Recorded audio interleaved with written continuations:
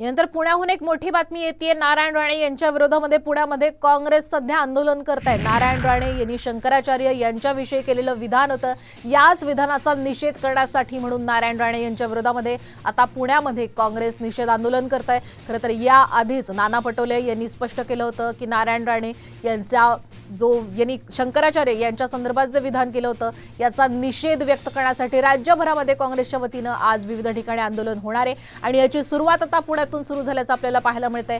नारायण राणे यांच्या विरोधामध्ये आता पुण्यातनं काँग्रेसनं निषेध आंदोलनाला सुरुवात केलेली आहे। नारायण राणे यांनी शंकराचार्य यांच्या विरोधात वक्तव्य केलं होतं। मंदिर अर्धवट आहे आणि ज्या मंदिर अर्धवटाचं तुम्ही जर त्यामध्ये राजकारण करून इव्हेंट करताय, हे देशाला दाखवता की भारतीय जनता पार्टी यांनी हे मंदिर उभं केलेलं आहे। पण हा देशवासियांचा विषय, सर्व जाती धर्माच्या मध्ये प्रभू रामचंद्रांचा आदर आहे आणि आदर असताना शंकराचार्यांनी त्यांचं मनोगत व्यक्त केलं, त्यांनी त्यांचा धर्मशास्त्र सांगितला आणि धर्मशास्त्राच्या विरोधात जर नारायण राणे अशा पद्धतीने बोलत असेल तर चुकीचं आहे।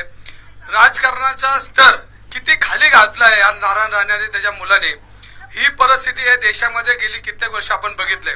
भारतीय जनता पार्टीच्या बाजूने बोलण्यासाठी हे कुठलं त्याला वाक्य आहे, इतकं खराब वाक्य असू शकतं पण ते मी बोलू शकत नाही। पण नारायण राणेचा मुलगा आणि नारायण राणे ज्या पद्धतीने बोलतात ही अत्यंत चुकीची पद्धत आहे।